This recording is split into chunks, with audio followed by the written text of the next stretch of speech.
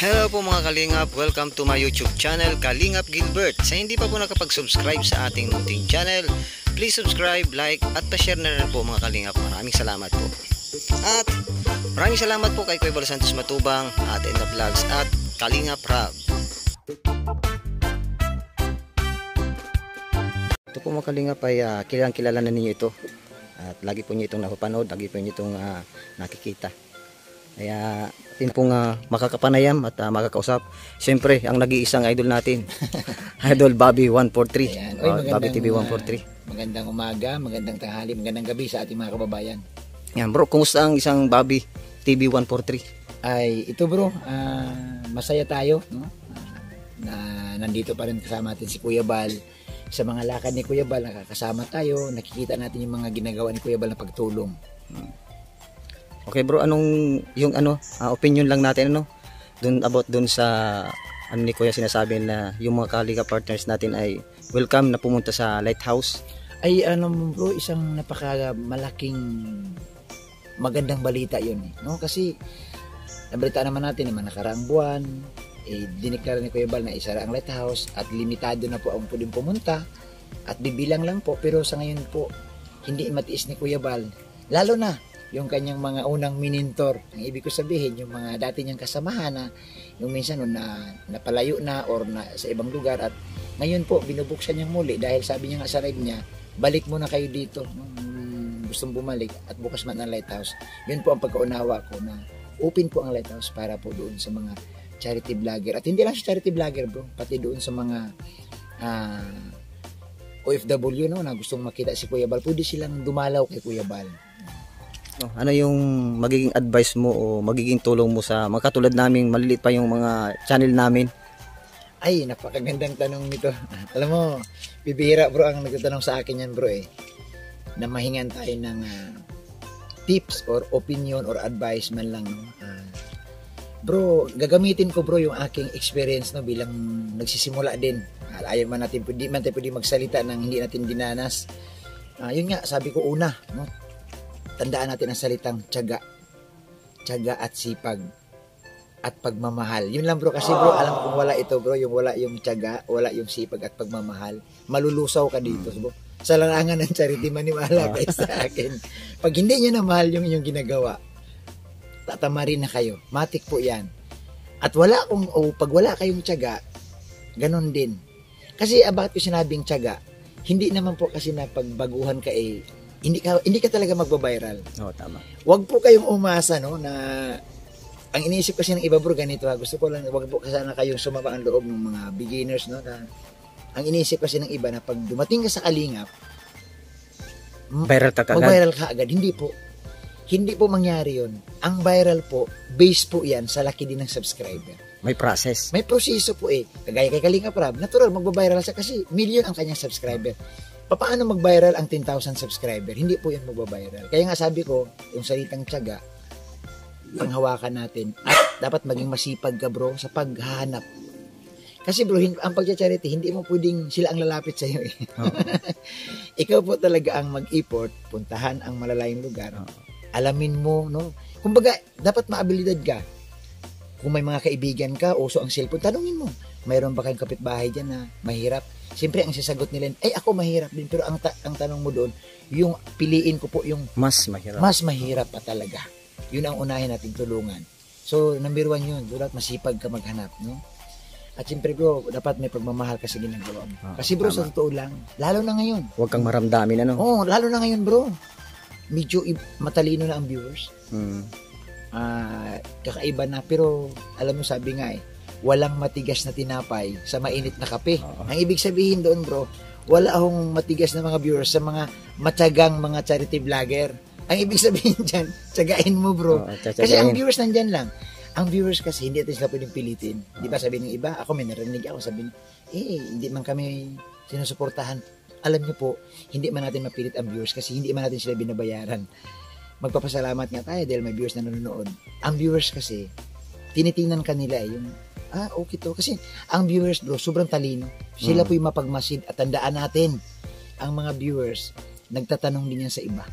Paano pagtanong niya sa iba at ang feedback ng isa hindi, ay wag yan. So dapat makitaan ka talaga ng sipag at tiyaga.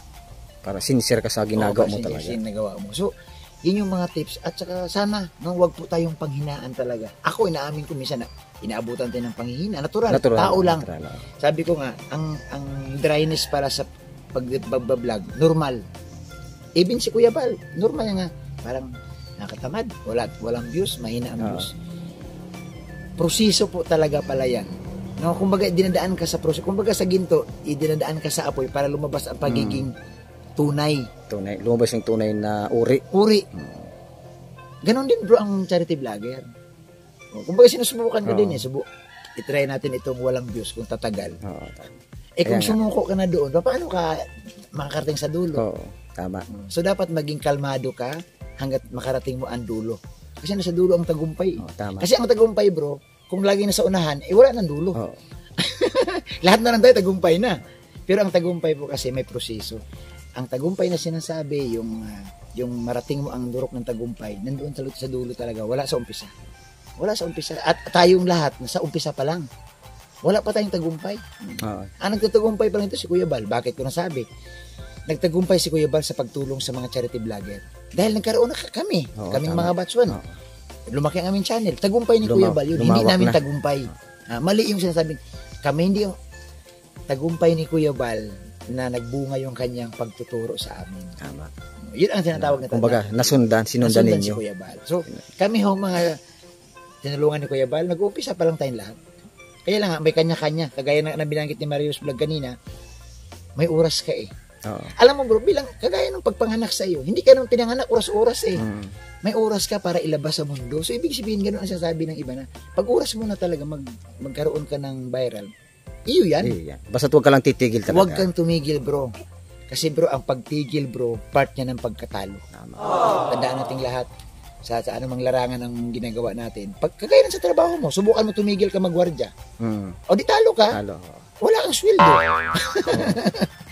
So, huwag po tayong tumigil, no? Hanggat nandyan si Kuya Bal, andyan si Lord, no?